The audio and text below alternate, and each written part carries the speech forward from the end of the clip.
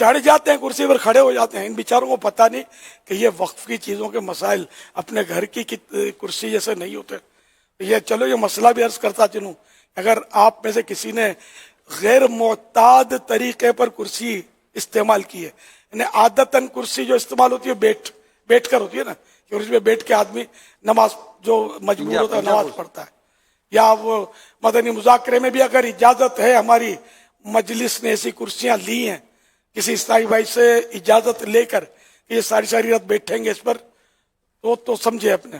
ورنہ پھر یہ کہ یہ ہوتی نمازوں کے لیے مسجدوں میں کرسیاں، ہمارے ریسٹ کرنے کے لیے نہیں. مسجد ریسٹ ہاؤس نہیں ہے، یہ عبادت کا مقام ہے. یہ تو یہ پھر چڑھ جاتے ہیں کبھی اس پہ، ٹانگیں اونچی کر لیتے ہیں. ان کی جس طرح مرضی ہوتی کر رہے ہیں. تو مجھے پتا چلا ہے کہ یہ خبر کہاں تک درست ہے. 50 میں 2-4 آگے پیچھے ہوں گی. ایک کا تو توڑی کسی کی ٹوٹی ہو تو مجھے پتا ہے. اس نے مجھ سے مسئلہ پوچھا تھا. اب یہ کوئی ہوتا ہے خوف خدا والا جو پوچھتا ہے کہ اب میں کیا کروں، تو پتا چلا کہ یہ ایک نہیں ہے، +49 یا +50 اور بھی ہیں.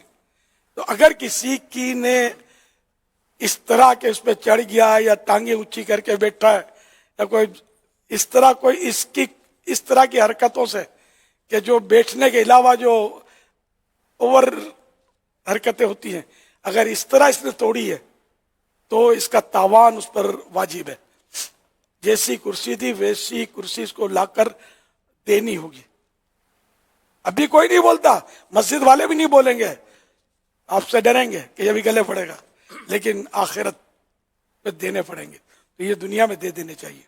اب کتنے توڑ کے چلے گئے اس وقت تو مجھے سن بھی نہیں رہے ہوں گے. مجھے تو یہ کل ہی پتا چلا ہے، بلکہ 12 گھنٹے بھی نہیں ہوئے مجھے پتا چلا ہے. بہرحال یہ کہ جس کی وجہ سے ٹوٹی ہے نا، جہاں بھی مسجد میں ایسی جگہوں پہ، اس کا تو انہوں تاوان دینا پڑے گا ان کو. اب وہ کریک ہو گئی نا، اب یہ بیکار ہے، کسی کام کی نہیں ہے.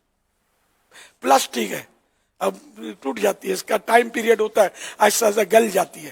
پھر جیسا پلاسٹک جیسی کوالٹی. تو گھر کی کرسی کسی کے گھر گئے اور ٹوٹ گئی تو وہاں بھی بتانا پڑے گا میری وجہ سے کرسی ٹوٹی ہے.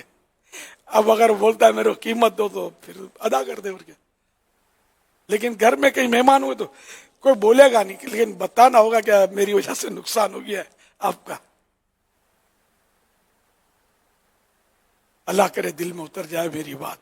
مسجد کی دریاں نوچتے رہتے ہیں، جیسے یار اپنے گھر کی بھی شاید اتنا نہیں نوچتے ہو جتنا یہ مسجد کے دھاگے دریاں کمزور ہوتی ہے.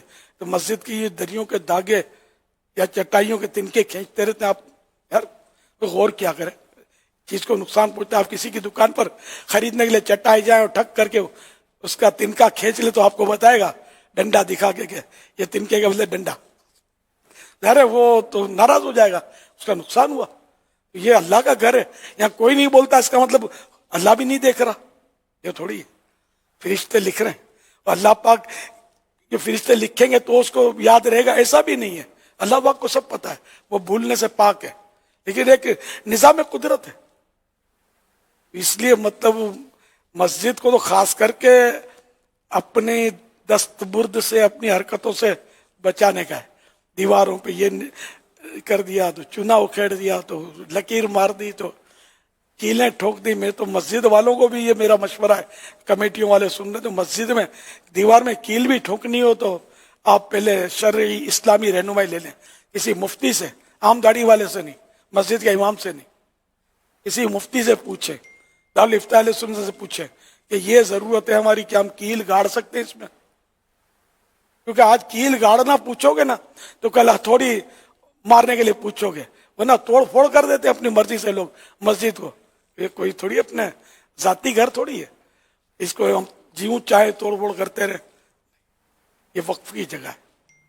وقف کی جگہ کو فائدہ پہنچانا تو جائز ہوتا ہے، نقصان پہنچانا جائز نہیں ہے.